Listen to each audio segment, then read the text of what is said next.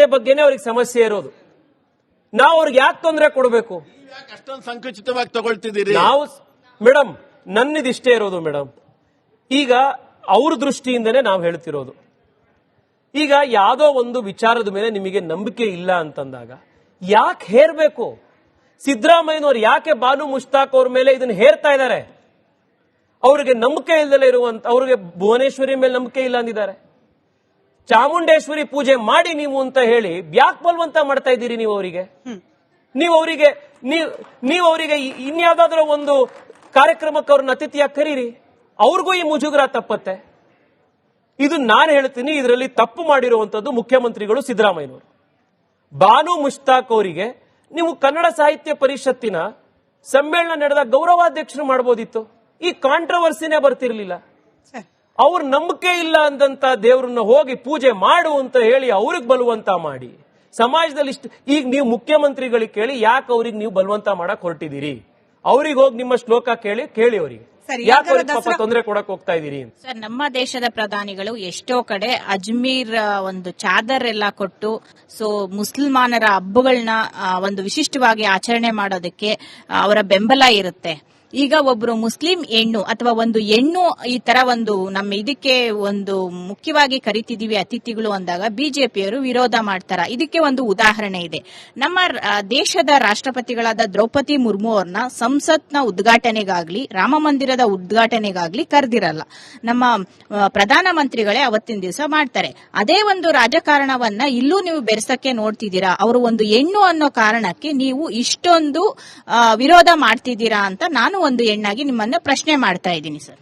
Madam, ಕರ್ನಾಟಕದಲ್ಲಿ ಸುಮಾರು 3.5 ಕೋಟಿ ಹೆಣ್ಣು ಮಕ್ಕಳಿದ್ದಾರೆ. ಯಾವ ಹೆಣ್ಣು ಮಗಳಿಗೆ ತಾಯಿ ಚಾಮುಂಡೇಶ್ವರಿ ಮೇಲೆ ನಂಬಿಕೆ ಇದೆ ಅಂತ ಅವ್ರು ಹೇಳ್ತಾರೋ ಆ ಹೆಣ್ಮಗಳು ಕರೆಸಿ ನೀವು ಸ್ವಾಗತ ಮಾಡಿಸಿ ಪೂಜೆ ಮಾಡಿಸಿ. ಯಾರು ಬೇಡ ಅಂತ ಇದ್ದಾರೆ? ಸಿದ್ದರಾಮಯ್ಯನವ್ರು ನಿಮ್ಮನ್ನ ಯಾಕೆ ಕರೆಸ್ತಾ ಇಲ್ಲ ಮೇಡಮ್ ಉದ್ಘಾಟನೆ ಮಾಡಕ್ಕೆ? ನಿಮಗೆ ನಂಬಿಕೆ ಇದೆಯಲ್ಲ. ಅವ್ರಿಗೆ ಬಾನು ಮುಷ್ತಾಕ್ ಯಾಕೆ ಬೇಕು? ದೀಪಾ ಬಸ್ತಿ ಯಾಕೆ ಬೇಡ ಅವರಿಗೆ? ಯಾಕೆ ಬೇಡ ಅಂದ್ರೆ ಸರಿ, ದೀಪಾ ಬಸ್ತಿ ಅವ್ರನ್ನ ಯಾಕೆ ಕರೆಸಲಿಲ್ಲ? ಮೇಡಮ್, ಬೂಕರ್ ಪ್ರಶಸ್ತಿ ಈ ಬಾರಿ ಸಿಕ್ಕಿರೋದು ಅನುವಾದಕ್ಕೇನೆ. ನೀವು ಧರ್ಮೇಂದ್ರ ಕುಮಾರ್ ಅವ್ರ ವಿಡಿಯೋಗಳನ್ನ ಫಾಲೋ ಮಾಡ್ತಿರೋ ಇಲ್ಲೋ ಗೊತ್ತಿಲ್ಲ. ಅವರು ಬಹಳ ಸ್ಪೆಸಿಫಿಕ್ ಆಗಿ ಬೂಕರ್ ಯಾವ ಮಾನದಂಡದ ಮೇಲೆ ಬಂದಿದೆ ಅಂತ ಹೇಳಿದ್ದಾರೆ. ಸಿಕ್ಕಿರೋದು ಮೂಲ ಕೃತಿಗಲ್ಲ, ಬಾನು ಮುಷ್ತಾಕ್ ಅವರು ಬರೆದಿರುವ ಮೂಲ ಸಣ್ಣ ಕಥೆಗಳಿಗಲ್ಲ. ಅದನ್ನ ಅನುವಾದ, ಈ ಬೂಕರ್ ಕ್ಯಾಟಗರಿ ಇರೋದೇ ಅನುವಾದಗಳು, ಹಾಗೆ ಅನುವಾದಕರಿಗೆ ಪುರಸ್ಕರಿಸಬೇಕು ಅನ್ನೋ ಉದ್ದೇಶಕ್ಕೆ ಆ ಅನುವಾದ ಮಾಡಿರೋದು ದೀಪಾ ಬಸ್ತಿ ಅವರು, ನಮ್ಮವರೇ, ಕರ್ನಾಟಕದವರೇ. ನಿಮಗೆ ಗೊತ್ತಿರ್ಲಿ ಅಂತ ಹೇಳ್ತಿದ್ದೀನಿ ಅಷ್ಟೇ. ಮೇಡಮ್, ಇದು ಹೆಂಗಾಗಿದೆ ಈ ಕೇಸು ಅಂದ್ರೆ, ಈ ನಾರ್ ಜೊತೆ ಹೂವು ಕೂಡ, ಹೂವು ಜೊತೆ ನಾರು ದೇವ್ರು ಸೇರ್ತು ಅಂತಾರಲ್ಲ, ಈ ಕೇಸಲ್ಲಿ ನಾರ್ ದೇವ್ರು ಸೇರ್ಬಿಟ್ಟಿದೆ, ಹೂ ಸೇರಿಲ್ಲ. ಯಾಕೆಂದ್ರೆ ಹೂ ದೀಪಾ ಬಸ್ತಿ, ಅದು ಸಮಸ್ಯೆ. ಈ ದಸರಾ ಹಬ್ಬದ ಕಾಂಗ್ರೆಸ್ ಅವರು ಮತ್ತೆ ಡಿಕೆಶಿ ಅವರು ಸಾಂಸ್ಕೃತಿಕ ಹಬ್ಬ ಅಂತಾರೆ, ಆದ್ರೆ ಬಿಜೆಪಿಯವರು ಧಾರ್ಮಿಕ ಹಬ್ಬ ಅಂತಾರೆ. ಹೇಗೆ ಸರ್? ಈ ಪ್ರಶ್ನೆ ಅವ್ರಿಗೆ ಕೇಳಬೇಕು ಮೇಡಮ್. ಯಾವುದು ಧಾರ್ಮಿಕ, ಯಾವುದು ಸಾಂಸ್ಕೃತಿಕ, ತಾವೇ ದಯವಿಟ್ಟು ಹೇಳಿ ಅಂತ. ಇದಕ್ಕೆ ಮಾಡದೆ ಆ ರೀತಿಯಾದಂತಹ ಒಂದು ತೀರ್ಮಾನದಲ್ಲಿ ಆ ಪದ ಹೇಳ್ತಾರ? ಇದಕ್ಕೆ ಕಾರಣ ಏನು? ಇತಿಹಾಸ, ಪರಂಪರೆ, ಸಂಪ್ರದಾಯ ಅದೆಲ್ಲವನ್ನ ಅವರು ಅಧ್ಯಯನ ಮಾಡಿ ಆ ಒಂದು ಟೈಟಲ್ ಕೊಡಬೇಕಾಗಿದೆ. ಮೇಡಮ್, ಈ ಸಮಸ್ಯೆಗೆ ಕಾರಣ ಏನು ಅಂದ್ರೆ, ಯುರೋಪ್ನ ಕಾಂಟೆಕ್ಸ್ಟ್ ನಲ್ಲಿದ್ದಂತಹ ಸೆಕ್ಯುಲರಿಸಮ್ ಅನ್ನ ಭಾರತೀಯ ಕಾಂಟೆಕ್ಸ್ಟಿಗೆ ಯೋಚನೆ ಮಾಡದಲೆ ಕಟ್ ಅಂಡ್ ಪೇಸ್ಟ್ ಮಾಡಿ ಇಲ್ಲಿ ಅದನ್ನ ಅಪ್ಲೈ ಮಾಡಿರೋದು ಇದಕ್ಕಾಗಿರುವಂತ ಸಮಸ್ಯೆ. ನಾನು ನಿಮಗೆ ಇವತ್ತು ಕೇಳ್ತೀನಿ, ಇವತ್ತು ಹೆಣ್ಮಕ್ಳು ಹಣೆಗೆ ಬೊಟ್ಟಿಟ್ಕೋತಾರೆ, ಇದು ಧಾರ್ಮಿಕನ ಸಾಂಸ್ಕೃತಿಕನ? ಅಲ್ಲ, ಇದನ್ನ ನೀವು ಹೆಂಗ್ ಹೇಳ್ತೀರಿ? ಈಗ ಎಷ್ಟೋ ಜನ ಕ್ರಿಶ್ಚಿಯನ್ ಅದೇ ರೀತಿ ಇದು ಕೂಡ. ಈಗ ಆಯುಧ ಪೂಜೆ ಬಂತು, ಆಯುಧ ಪೂಜೆ ಬಂದಾಗ BMTC ಬಸ್ಸು, ಸರ್ಕಾರದ ಬಸ್ಸು, ಡ್ರೈವರ್ಗಳು ಅದಕ್ಕೆ ಪೂಜೆ ಮಾಡ್ತಾರೆ. ಅದು ನಮ್ಮ ಸಂಸ್ಕೃತಿ. ಅದನ್ನ ಸಾಂಸ್ಕೃತಿಕನ, ಧಾರ್ಮಿಕನ, ಸೆಕ್ಯುಲರಿಸಮ್ ಅಂತ ಅದನ್ನ ನೀವು ತೆಗೆದಾಕ್ಬೇಕು ಅಂತಂದ್ರೆ, ನಾಳೆ ಬೆಳಗ್ಗೆ ಸೆಕ್ಯುಲರ್ ಅಂತ ಕರ್ಕೊಳ್ಳುವಂತ ವ್ಯಕ್ತಿಗಳಿಗೇನೆ ರಾಮಕೃಷ್ಣ ಅಂತ ಹೆಸರಿಟ್ಟಿದ್ದಾರೆ. ಅವ್ರಿಗಿಲ್ಲಪ್ಪ, ನಾಳೆ ಬೆಳಗ್ಗೆ ನಿಂದು ಇದು ಸಂಸ್ಕೃತಿನ, ಧಾರ್ಮಿಕನ ಹೆಸರು ಬದಲಾಯಿಸ್ಕೊ, ನೀನು ಸ್ಟಾಲಿನ್ ಲೆನಿನ್ ಅಂತ ಇಟ್ಕೋ ಅಂತಂದ್ರೆ, ನಮ್ಮಂತ ಒಂದು ಮೂಲ ಸಂಸ್ಕೃತಿ ಇರುವಂತಹ ದೇಶದಲ್ಲಿ ಇಲ್ಲಿನ ಸ್ಥಳೀಯ ಸಂಸ್ಕೃತಿಗೆ ಒಂದು ಬೆಲೆ ಕೊಡಬೇಕು, ಗೌರವ ಕೊಡಬೇಕು. ಇವತ್ತು ನೀವು ಬುಡಕಟ್ಟು ಜನಾಂಗದ ಬಗ್ಗೆ ಇನ್ನೊಂದು ಬಗ್ಗೆ ಮಾತನಾಡುವಂತವ್ರು. ಇದು ಈ ನೆಲದ ಸಂಸ್ಕೃತಿಗಳಿವು. ಇವತ್ತು ಅವ್ರಿಗೆ ಹೋಗ್ಬಿಟ್ಟು ನೀವು ಇದನ್ನ ಇಲ್ಲಪ್ಪ ಇದು ಸೆಕ್ಯುಲರ್ ದೇಶ, ನಿನ್ನ ಮೂಲ ನೆಲದ ಸಂಸ್ಕೃತಿ ಇದನ್ನೆಲ್ಲ ತೆಗೆದಾಕು ಅಂತ ಅಂದ್ಬಿಟ್ರೆ ಎಲ್ಲಿ ಹೋಗ್ಬೇಕು ನಾವು ಅವಾಗ? ಓಕೆ ಸರ್, ಈಗ ಒಂದು ಪ್ರಶ್ನೆ ಏನು ಅಂದ್ರೆ, ಮೈಸೂರಿನ ಸಂಸದರು ಯದುವೀರ್ ಸಾಹೇಬರು ಭಾರತ ದೇಶದಲ್ಲಿ ಬೂಕರ್ ಪ್ರಶಸ್ತಿಯನ್ನು ಪಡೆದಿರುವ ಬಾನು ಮುಸ್ತಾಕ್ ಮತ್ತೆ ಸಾಹಿತ್ಯಗಳು, ಬರಹಗಾರರು, ಅವರನ್ನು ನಾವು ಸ್ವಾಗತ ಮಾಡ್ತೀವಿ ದಸರಾದ ಉದ್ಘಾಟನೆ ಅಂತ ಒಬ್ಬ ಸಂಸದರು ಹೇಳಿದ್ರು. ಅದರ ನಂತರ ಯೂಟರ್ನ್ ಆಗಿ ನಾವು ಬಾನು ಮುಸ್ತಾಕ್ ಅವ್ರನ್ನ ಈ ರೀತಿ ಯಾವುದೋ ಒಂದು ಹೆಸರಿನಲ್ಲಿ ಭುವನೇಶ್ವರ್ ಹೆಸರಿಗೆ ಅವಮಾನ ಮಾಡಿದ್ದಾರೆ, ಆ ಕಾರಣಕ್ಕಾಗಿ ನಾವು ಮಾಡಲ್ಲ ಅಂತ ಹೇಳಿದ್ರು. ಅದ್ರ ನಮ್ಮ ವಾದ ಏನು ಅಂದ್ರೆ, ಖಂಡಿತ ಕೂಡ ಬಿಜೆಪಿ ಪಕ್ಷಕ್ಕೆ RSS ರಾಷ್ಟ್ರೀಯ ಸ್ವಯಂ ಸೇವಕ ಏನ್ ಹೇಳುತ್ತೆ ಅದೇ ಮಾಡ್ತೀರಿ ನೀವು ಅಂತ ಒಂದು ಅವರಿಗೆ ಆ ರೀತಿ ನಿಮ್ಮ ಪಕ್ಷ ಸ್ಟ್ಯಾಂಡ್ ಕೊಟ್ಟಿದ್ದಕ್ಕೆ ಆ ರೀತಿ ಹೇಳಿದ್ದಾರೆ. ಆದ್ರೆ ಭಾರತ ದೇಶದಲ್ಲಿ ಬಿಜೆಪಿ ಪಕ್ಷ ಇಂಡಿಪೆಂಡೆಂಟ್ ಆಗಿ ಕೆಲಸ ಮಾಡಕ್ಕಾಗಲ್ಲ. RSS ರಾಷ್ಟ್ರೀಯ ಸ್ವಯಂ ಸೇವಕ ಏನ್ ಹೇಳುತ್ತೋ ಅದೇ ನೀವು ಮಾಡ್ತೀರಿ ಅಂತ ಒಂದು ವಾದ ಇದೆ. ಅದ್ರ ಬಗ್ಗೆ ನೀವು ಹೇಳಿ ಸರ್, ಉತ್ತರ ಕೊಡಿ. ನೋಡಿ, RSS ಅಕಸ್ಮಾತ್ ಈ ವಿಚಾರದಲ್ಲಿ ಬಾನು ಮುಷ್ತಾಕ್ ಅವರದ್ದಕ್ಕೆ ನಮ್ಗೆ ಯಾವುದೇ ಸಮಸ್ಯೆ ಇಲ್ಲ ಅಂದಿದ್ರು, ಒಬ್ಬ ತಾಯಿ ಚಾಮುಂಡೇಶ್ವರಿಯಲ್ಲಿ ನಂಬಿಕೆ ಇರುವ ಹಿಂದುವಾಗಿ ನಾನು ಆ ವಿರೋಧಿಯ ಆ ನಿಲುವನ್ನು ನಾನು ವಿರೋಧ ಮಾಡಿರ್ತಿದ್ದೆ. ಇಲ್ಲಿ RSS ಬಿಜೆಪಿಗೆ ಸಂಬಂಧ ಇಲ್ಲ. ನೀವೇ ಸರ್ ಬ್ರದರ್, ನನಗೆ ಒಂದು ಪ್ರಶ್ನೆ, ಸಿಂಪಲ್ ಉತ್ತರ ಕೊಡಿ. ಈಗ ನಿಮ್ಮನ್ನ ಅಲ್ಲಿ ಕರೀತಾ ಇರೋದು ಯಾವುದೋ ಫ್ಯಾನ್ಸಿ ಡ್ರೆಸ್ ಕಾಂಪಿಟಿಷನ್ ಅಲ್ಲ, ಅಥವಾ ಯಾವುದೋ ಒಂದು ಆಟದ ಯಾವುದೋ ಸ್ಪೋರ್ಟ್ಸ್ ಕಾರ್ಯಕ್ರಮ ಅಲ್ಲ, ಅಥವಾ ಕೇವಲ ಸಾಹಿತ್ಯದ ಒಂದು ಇದಲ್ಲ, ಅದು ಪೂಜೆ ಕರೀತಾ ಇರೋದು. ಈಗ ಪೂಜೆ ಕರೆದಾಗ ಆ ದೇವ್ರ ಮೇಲೆ ನಂಬಿಕೆ ಇರಬೇಕೋ ಬೇಡವೋ? ಅಲ್ಲಿ ಈಗ ಪೂಜೆ ಮಾಡ್ತಾರಪ್ಪ, ಇನ್ನೊಂದು ಹಾಕ್ತಾರೆ, ಅದೇನದು ಅದು ಸ್ಕ್ರಿಪ್ಟೆಡ್ ಡ್ರಾಮಾನಾ? ನಂಬಿಕೆ ಇಲ್ಲ ನಾನು ಪೂಜೆ ಮಾಡ್ತೀನಿ ಅಂತಂದ್ರೆ ಅವಾಗ್ಲೂ ಆಷಾಢಭೂತಿತನ. ನಂಬಿಕೆ ಇದೆ ಆದ್ರೆ ನಾನು ಅದನ್ನ ಹೇಳಲ್ಲ ಅಂದ್ರೂ ಆಷಾಢಭೂತಿತನ. ಹಿಂದೆ ನನಗೆ ಭುವನೇಶ್ವರಿಲಿ ನಂಬಿಕೆ ಇಲ್ಲ, ಆದ್ರೆ ಇವತ್ತು ಸರ್ಕಾರ ಕರೆದಿದ ತಕ್ಷಣ ಚಾಮುಂಡೇಶ್ವರಿಲಿ ರಾತ್ರೋರಾತ್ರಿ ಭಕ್ತು ಬಂತು ಅಂತಂದ್ರೆ ಅದು ಆಷಾಢಭೂತಿತನ. ಯಾವ್ದಾದ್ರೂ ಒಂದು ಕ್ಲಾರಿಟಿ ಇರ್ಬೇಕಲ್ಲ, ಅಷ್ಟೇ ನಾನು ಕೇಳ್ತಾ ಇರೋದು. ಪ್ರಶ್ನೆ, ಬಿಜೆಪಿ ಸರ್ಕಾರ ಅವಧಿಯಲ್ಲಿದ್ದಾಗ ಒಂದು ಧಾರ್ಮಿಕ ಕ್ಷೇತ್ರದಲ್ಲಿ ಯಾರೆಲ್ಲ ಸೇವೆ ಮಾಡಿದ್ರು ಅಂತವನ್ನ ದಸರಾ ನಾಡಹಬ್ಬಕ್ಕೆ ಉದ್ಘಾಟನೆ ಕರೆದಿದ್ದಾರೆ. ಯಾವತ್ತಿಗೂ ಕೂಡ ಬಿಜೆಪಿ 2009 ನನಗೆ ಗೊತ್ತಿದ್ದಂಗೆ ಇದುವರೆಗೂ ಕೂಡ 2022 ಮಧ್ಯದಲ್ಲಿ ಸಮ್ಮಿಶ್ರ ಅಧಿಕಾರ ಇದ್ದಾಗ ಯಾರೂ ಕೂಡ ರಾಜ್ಯದಲ್ಲಿ ಒಂದು ಒಳ್ಳೆ ಹೆಸರು ಮಾಡಿರುವ ಒಂದು ಮುಸಲ್ಮಾನರು ನಿಮ್ಗೆ ಸಿಕ್ಕಿಲ್ಲ. ಆ ರೀತಿ ಮುಸಲ್ಮಾನರನ್ನು ವಿರೋಧ ಮಾಡಲ್ಲ ಆಗಿದ್ದಕ್ಕೆ ಆ ರೀತಿ ನಿಮ್ಗೆ ಯಾಕೆ ಆಲೋಚನೆ ಬಂದಿಲ್ಲ ಬಿಜೆಪಿ ಪಕ್ಷಕ್ಕೆ? ಅಲ್ಲ, ಈ ದಸರಾಗೆ ನಾವು ಮುಸಲ್ಮಾನರ ಪರವಾಗಿದ್ದೀವಿ, ನಾವೆಲ್ಲರೂ ಒಂದಾಗೆ ನೋಡ್ತೀವಿ ಅನ್ನಕ್ಕೆ ದಸರಾ ಹಬ್ಬದ ಪೂಜೆನೇ ಬೇಕಾ ನಿಮಗೆ ಅದನ್ನು ತೋರ್ಸಕ್ಕೆ?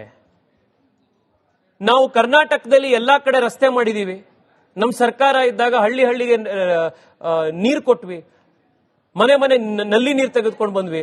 ಅವಾಗ ಇಲ್ಲ ಹಿಂದೂಗಳ ಮನೆಗೆ ಮಾತ್ರ ನೀರು ಕೊಡಪ್ಪ, ಮುಸಲ್ಮಾನರು ಮನೆ ನೀರು ಕೊಡಬೇಡ ಅಂದ್ವಾ? ಸರ್ಕಾರ ಕೆಲಸ ಮಾಡಿ ಎಲ್ಲರನ್ನು ಒಂದಾಗಿ ನೋಡ್ತೀವಿ ಅಂತ ತೋರಿಸಬೇಕಾಗಿರೋದು ಈ ರೀತಿ ಯೋಜನೆಗಳ ಮೂಲಕ. ದಸರಾ ಹಬ್ಬದ ಇದರಲ್ಲೇನೆ ನಿಮಗೆ ಉದ್ಘಾಟನೆಯಲ್ಲೇನೆ ನೀವು ನಾವೆಲ್ಲರನ್ನೂ ಒಳಗೊಂಡಂತಿರ್ತೀವಿ ಅಂತ ತೋರಿಸುವಂತ ಪ್ರದರ್ಶನ ಬೇಕಾ? ನಾನ್ ನಿಮಗೆ ಬಹಳ ಸ್ಪಷ್ಟ ಮಾಡಿದ್ದೀನಿ, ನಮ್ಮ ವಿರೋಧ ಇರುವಂತದ್ದು ಇವರು ಮುಸಲ್ಮಾನ್ ಅನ್ನುವಂತ ಕಾರಣ ಕಲ್ವೇ ಅಲ್ಲ. ನಿಸಾರ್ ಅಹಮದ್ ಅವರ ಉದಾಹರಣೆ ಸ್ಪಷ್ಟವಾಗಿ ಇಲ್ಲೇ ಇದೆ. ನಾವ್ಯಾರೂ ನಿಸಾರ್ ಅಹಮದ್ ಅವರನ್ನ ವಿರೋಧ ಮಾಡಿರಲಿಲ್ಲ. ಇವ್ರ ವಿರೋಧಕ್ಕೆ ಕಾರಣ ಅವರೇ ಹೇಳಿರುವಂತ ಹೇಳಿಕೆಗಳು. ಇದನ್ನ ಹೆಂಗ್ ಬಗೆಹರಿಸಬಹುದು ಅನ್ನೋದಕ್ಕೂ ನಾನೇ ಹೇಳಿದ್ದೀನಿ. ನಾಳೆ ಬೆಳಗ್ಗೆ ರಿಪಬ್ಲಿಕ್ ಅವರನ್ನ ಮಾಧ್ಯಮದವರನ್ನ ಕರೆದು ಬಾನು ಮುಷ್ತಾಕ್ ಅವರು ನನ್ನನ್ನ ಕರೆದಿರುವಂತದ್ದು ಒಂದು ಧಾರ್ಮಿಕ ಸಾಂಸ್ಕೃತಿಕ ಕಾರ್ಯಕ್ರಮದ ಪೂಜೆಯ ಉದ್ಘಾಟನೆಗೆ, ತಾಯಿ ಚಾಮುಂಡೇಶ್ವರಿಗೆ ಪೂಜೆ ಮಾಡುವಂತ ಕಾರ್ಯಕ್ರಮ ಕರೆದಿದ್ದಾರೆ. ಯಾವ ದೇವರಿಗೆ ನನಗೆ ಪೂಜೆ ಮಾಡಕ್ ಕರೀತಾ ಇದ್ದಾರೋ ಆ ದೇವ್ರ ಮೇಲೆ ನಂಬಿಕೆ ಇಲ್ಲ ಅಂತಂದ್ರೆ ನಾನಲ್ಲಿ ಪೂಜೆ ಮಾಡೋದು ಸರಿಯಲ್ಲ, ಅದರಿಂದ ನಾನು ಹಿಂದಕ್ಕೆ ಹೋಗ್ತಾ ಇದ್ದೀನಿ, ಇದನ್ನ ಹೇಳಿದ್ರು ಸರಿ. ಇಲ್ಲ ನನಗೆ ಆ ದೇವ್ರ ಮೇಲೆ ನಂಬಿಕೆ ಇದೆ, ಶ್ರದ್ಧೆ ಭಕ್ತಿಯಿಂದ ನಾನು ಪೂಜೆ ಮಾಡ್ತೀನಿ, ಇದನ್ನ ಹೇಳಿದ್ರು ಸರಿ. ಅವ್ರಿಗೆ ಬಿಟ್ಟಿರುವಂತದ್ದು.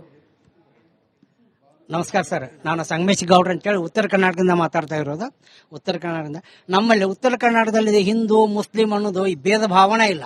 ನೀವು ಹೇಳಿದ್ರಿ ಈಗ ಮುಸ್ತಕ್ ಅವ್ರನ್ನ ಇದು ಮಾಡ್ತಾರ, ಆಯ್ಕೆ ಮಾಡ್ತಾರ. ನಾವು ನಮ್ಮ ಮನೆಯೊಳಗೆ ಲಕ್ಷ್ಮೀ ಪೂಜೆ ಕರ ಮುಸ್ಲಿಮರು ಬಂದು ಎಲ್ಲ ಮಾಡ್ತಾರಲ್ಲ, ಮತ್ತೆ ಇದು ಹೆಂಗೆ ಸರ್? ಇದಕ್ಕೆ ನೀವು ಉತ್ತರ ಹೇಳ್ಬೇಕು. ನೀವು ನಿಮ್ಮಲ್ಲಿದೆ ಇದು. ಈ ಬೆಂಗಳೂರು ಸೈಡ್ ಇದೆ ಇದು, ಈ ತರ ಇದು ಮಾಡೋದು. ಧರ್ಮ ಜಾತ ಬೇತಿ ಇದೆಲ್ಲ ನಮ್ಮಲ್ಲಿಲ್ಲೇ ಇಲ್ಲ. ನಮ್ಮಲ್ಲಿ ಪ್ರತಿಯೊಂದು ದರ್ಗಾಕ್ಕೂ ಹೋಗ್ತೀವಿ, ದರ್ಗಾದಲ್ಲಿ ಬಿಡ್ತಾರೆ. ಉತ್ತರ ಕರ್ನಾಟಕದ ಅಷ್ಟೇ ನಾವು ಮಾತಾಡ್ತಾ ಇದೀವಿ, ಬೇರೆ ಇಲ್ಲ ನಮ್ಮಲ್ಲಿ. ನೋಡ್ರಿ ಒಂದು ವಿಷಯ, ನಮ್ಮ ಅಮೀನಗಡದ ಒಂದು ಸಣ್ಣ ಗ್ರಾಮ, ಆ ಗ್ರಾಮದಲ್ಲಿ ಅವ್ರು ಅಲೆ ಹಬ್ಬ ಅಂತ ಮಾಡ್ತಾರ. ನಮ್ಮ ಲಿಂಗಾಯತರ ಧರ್ಮದವ್ರದ್ದು ಒಂದು, ನಮ್ಮ ಹಿಂದೂಗಳದ್ದು ಸಕ್ರಿ ತಗೊಳ್ಳಾರ್ದ ಯಾವ ಜಾತಿಯವ್ರದ್ದು ಸಕ್ರಿ ತಗೊಳಂಗಿಲ್ಲ. ಅವರು ಮೊದಲು ನಮ್ ತಗೊಂಡ್ಬಂದು ನಾವು ಅವರು ಬಾಯ್ ಅಂತೇಳಿ ಒಂದು ಒಕ್ಕಟ್ಟಿನಿಂದ ನಾವು ಮಾಡ್ತೀವಿ. ಮಸೀದಿಗಳಿಗೆ ಕೂಡ ನಾವು ಏನ್ ನಮ್ಮ ಕೈಲಾದಷ್ಟು ಸಹಾಯ ಮಾಡ್ತೀವಿ. ಅಲ್ಲಿ ನಮ್ಮಂತಾದಂತ ಲಿಂಗಾಯತರ ಮಸೀದಿಗಳಿವೆ. ಇದು ಯಾವ ಸರ್? ಇದು ಜಾತಿ ವಿದ್ಯಾರ್ಥಿಗಳನ್ನ ನೀವು ಸರ್, ದಯವಿಟ್ಟು ನೀವು ಬಿಜೆಪಿ ಅವರು ಒಂದ್ ನಿಮಿಷ. ಮಾಡುವಂತದ್ದು. ಹಿಂದೂಗಳು ಅಂತಂದ್ರೆ ಎಲ್ಲರೂ ಬರ್ತಾರೆ ಸರ್. ಧರ್ಮದ ಬಗ್ಗೆ ಮಾತಾಡ್ಬೇಕಂದ್ರೆ ಎಲ್ಲಾ ಧರ್ಮಗಳು ಒಂದೇ. ಭಾರತ ದೇಶದಲ್ಲಿ ಇರ್ತೀವಿ ನಾವೆಲ್ಲರೂ ಭಾರತೀಯರೇ ನಾವು. ಇದ್ರೊಳಗೆ ಏನಂದ್ರೆ ಎಲ್ಲಾ ರೀತಿಯ ಧರ್ಮ ಜಾತಿಗಳನ್ನ ಭಾಗ ಮಾಡಬೇಡಿ ಸರ್ ದಯವಿಟ್ಟು. ಸರ್, ನೀವೇನ್ ಹೇಳ್ತಾ ಇದ್ದೀರಿ, ಎಲ್ಲರನ್ನ ಒಂದ್ ರೀತಿ ನೋಡ್ಬೇಕು, ಎಲ್ಲಾ ದೇವರಲ್ಲೂ ನಂಬಿಕೆ ಇರಬೇಕು. ನಾನು ಇದನ್ನೇ ಹೇಳ್ತಾ ಇರೋದು. ಇಲ್ಲಿ ಸಮಸ್ಯೆ ಆಗಿರೋದು ಏನು ಅಂದ್ರೆ, ಬಾನು ಮುಷ್ತಾಕ್ ಅವರು ಇದನ್ನ ಹೇಳ್ತಾ ಇಲ್ಲ, ಪೂಜೆ ಮಾಡಕ್ ಹೋಗ್ತಾ ಇದಾರೆ. ಈಗ ಸಮಸ್ಯೆ ಆಗಿರೋದಲ್ಲಿ ಈ ಹಿಂದೆ ಅವ್ರು ಹೇಳಿದ್ರು ನಮಗೆ ಭುವನೇಶ್ವರಿಯ ಮೇಲೆ ನಂಬಿಕೆ ಇಲ್ಲ. ಇವತ್ತು ಚಾಮುಂಡೇಶ್ವರಿಯ ಮೇಲೆ ನಂಬಿಕೆ ಹೇಗ್ ಬರುತ್ತೆ ಅನ್ನೋದು ಅಷ್ಟೇ ಜನ ಕೇಳ್ತಿರುವಂತ ಪ್ರಶ್ನೆ. ಈಗ ಇದರಲ್ಲಿ ಹಿಂದೂ ಮುಸ್ಲಿಂ ಇಶ್ಯೂ ಅಲ್ವೇ ಅಲ್ಲ ಸರ್ ಇದು. ದಸರಾ ಮೇಡಮ್, ಇನ್ನೂ ಒಂದ್ ಹೆಜ್ಜೆ ಮುಂದೆ ಹೋಗಿ ಸ್ಪಷ್ಟ ಮಾಡ್ತೀನಿ. ಬಾನು ಮುಷ್ತಾಕ್ ಅವರ ಜಾಗದಲ್ಲಿ ಒಬ್ಬ ಹಿಂದೂ ಇದ್ದಿದ್ರೆ, ಆ ಹಿಂದೂ ವ್ಯಕ್ತಿ ಬಾನು ಮುಷ್ತಾಕ್ ಅವರು ಹಿಂದೆ ಹೇಳಿರುವಂತ ಹೇಳಿಕೆಯ ರೀತಿ, ನನಗೆ ಭುವನೇಶ್ವರಿಯ ಮೇಲೆ ನಂಬಿಕೆ ಇಲ್ಲ ಅನ್ನುವಂಥದ್ದನ್ನ ಅವ್ರು ಹೇಳಿ ಇವತ್ತು ಅವರು ಧಾರ್ಮಿಕವಾದಂತ ಕಾರ್ಯಕ್ರಮದ ಉದ್ಘಾಟನೆಗೆ ಹೋಗಿದ್ದಿದ್ರೆ ಇದೇ ವಿರೋಧವನ್ನ ನಾವು ಮಾಡಿರ್ತೀವಿ. 10 ಕ್ಷೇತ್ರ ಇದೆ ನಮ್ಮ ಬೆಂಗಳೂರು ಸೌತ್. ನೀವು ತಗೊಂಡಿದ್ದೀರಾ ಗೋವಿಂದರಾಜನಗರದಿಂದ ಮೋಸ್ಟ್ಲಿ HSR ಲೇಔಟ್ ತನಕ ನಿಮ್ ಕ್ಷೇತ್ರ ಇರೋದ್ರಿಂದ ಸಾಕಷ್ಟು ಜನ ನೀವು ನೋಡ್ಬೇಕು ಎಕ್ಸ್ಪೆಕ್ಟ್ ಮಾಡ್ತಾ ಇದ್ದಾರೆ. ನೀವು ಒಂದೊಂದು ಕಾನ್ಸ್ಟಿಟ್ಯೂಯೆನ್ಸಿಗೂ ಒಬ್ರನ್ನ ಇಟ್ಕೊಂಡು ನೀವು ಎಲ್ಲಾನು ಅಬ್ಸರ್ವ್ ಮಾಡಿ ಒಂದು ಡೈಲಿ 1 ಅವರ್ ನೀವು ಅದನ್ನ ಕ್ಯಾಚ್ ಮಾಡಿ ಎಲ್ಲಾರನ್ನು ಅಟ್ರಾಕ್ಷನ್ ಮಾಡಬೇಕು. ನೀವು MP ಇಂದ PM ಆಗ್ಬೇಕು ಅಂತ ತುಂಬಾ ಜನಕ್ಕೆ ಎಕ್ಸ್ಪೆಕ್ಟೇಷನ್ ಇದೆ. ಅದು ಹುಸಿ ಆಗ್ತಾ ಇದೆ, ಅದು ಹಸಿ ಆಗ್ಬೇಕು ಅಂತ ನನ್ನ ಒಂದು. ಅಲ್ಲ, ನೀವು ಇನ್ನಷ್ಟು ಕ್ಷೇತ್ರದ ಜನರ ಜೊತೆಗೆ ಸಿಗಬೇಕು, ಇನ್ನಷ್ಟು ಕೆಲಸ ಮಾಡಬೇಕು ಅನ್ನೋ ಆಶಯ ವ್ಯಕ್ತಪಡಿಸಿದ್ದೀರಿ, ವಯಸ್ಸಾದವರೆಲ್ಲ ಆಶೀರ್ವಾದ ಮಾಡಿದ್ದೀರಿ. ಹೌದು, ಅದಕ್ಕೆ ನನ್ನ ಕೃತಜ್ಞತೆ. ಖಂಡಿತವಾಗ್ಲೂ ಇನ್ನಷ್ಟು ಪ್ರಯತ್ನ ಪಟ್ಟು ಕೆಲಸ ಪ್ರಯತ್ನ ಮಾಡಿ ನಮ್ಗೆ ಸಪೋರ್ಟ್ ಮಾಡ್ಬೇಕು ನೀವು 100% ಸಾಕಷ್ಟು. ಮಾಡ್ತೀನಿ. ದಯಮಾಡಿ ದಿನಪತ್ರಿಕೆ ವಿತರಕರ ಬಗ್ಗೆ ಕೇಂದ್ರ ಸರ್ಕಾರ ಯಾವ ರೀತಿ ನಿಲುವನ್ನು ತಗೊಳ್ಳುತ್ತೆ, ಇದುವರೆಗೂ ಯಾವುದೇ ರೀತಿ ಪ್ರಯೋಜನಗಳನ್ನು ಕೊಟ್ಟಿಲ್ಲ.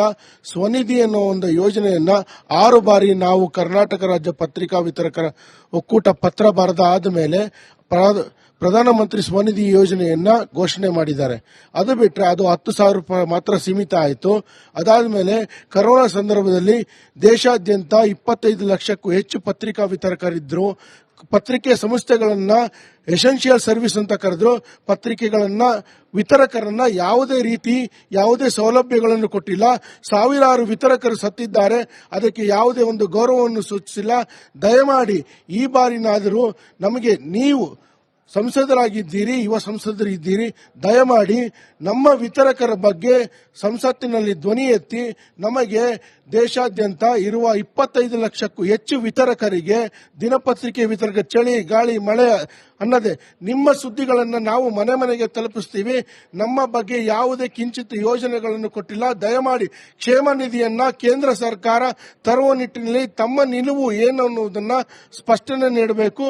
ಹಾಗೆ ರಾಜ್ಯ ಸರ್ಕಾರ ಈಗಾಗಲೇ ನಮಗೆ 5 ಲಕ್ಷ ಅಪಘಾತ ಪರಿಹಾರ ವಿಮಾ ಯೋಜನೆಯನ್ನು ನೀಡಿದೆ. ಹಾಗೆ ಕರ್ನಾಟಕ ರಾಜ್ಯೋತ್ಸವ ಪ್ರಶಸ್ತಿಯನ್ನು ನೀಡಿದೆ, ಸುವರ್ಣ ರಾಜ್ಯೋತ್ಸವ ಪ್ರಶಸ್ತಿಯನ್ನು ನೀಡಿದೆ. ಕರ್ನಾಟಕ ರಾಜ್ಯ ಪತ್ರಿಕಾ ವಿತರಕರ ಒಕ್ಕೂಟ ಮನವಿ ಮಾಡಿಕೊಂಡಾದ್ಮೇಲೆ ಅದೇ ರೀತಿ ಪದ್ಮಶ್ರೀ, ಪದ್ಮಭೂಷಣ ಪ್ರಶಸ್ತಿಗಳನ್ನು ಕೊಡ್ತೀರಿ. ಆದರೆ ವಿತರಕರಿಗೆ ಇಷ್ಟು ಸೇವೆಯನ್ನು ಸಲ್ಲಿಸಿದ್ದಾರೆ. 243 ವರ್ಷಗಳ ಪತ್ರಿಕೆ ಇತಿಹಾಸ ಇದೆ, 183 ವರ್ಷಗಳ ಇತಿಹಾಸ ಇದೆ ಕರ್ನಾಟಕದಲ್ಲಿ. ಆದರೆ ಕೇಂದ್ರ ಸರ್ಕಾರ ನಮಗಾಗಿ ಯೋಜನೆಯನ್ನು ದಯಮಾಡಿ 50 ಕೋಟಿ ಕ್ಷೇಮ ನಿಧಿಯನ್ನ ಯೋಜನೆ ತರುವ ನಿಟ್ಟಿನಲ್ಲಿ ತಮ್ಮ ಯಾವ ನಿಲುವನ್ನು ತಗೊಳ್ತೀರಾ ಅನ್ನೋದನ್ನ ಸಂಸತ್ತಿನಲ್ಲಿ ತಾವು ಧ್ವನಿ ಎತ್ತಲೇಬೇಕು. ಅದನ್ನ ನಾವು ನಿಮ್ಮ ಮುಖಾಂತರ ನಾವು ಕಾಯ್ತಾ ಇದ್ದೀವಿ ಸರ್. ರಾಜ್ಯ ಸರ್ಕಾರ ನಮಗೆ ಗೌರವ ಸೂಚಿಸಿದೆ, ಕೇಂದ್ರ ಸರ್ಕಾರವನ್ನು ಗೌರವ ಸೂಚಿಸೋದ್ರ ಬಗ್ಗೆ ಕಾಯ್ತಾ ಇದ್ದೀವಿ ಸರ್. ಸಾಕಷ್ಟು ನೋವುಗಳಿದೆ. ನಮ್ಮನ್ನ ಯಾರು ಗುರುತಿಸಿದಿಲ್ಲ.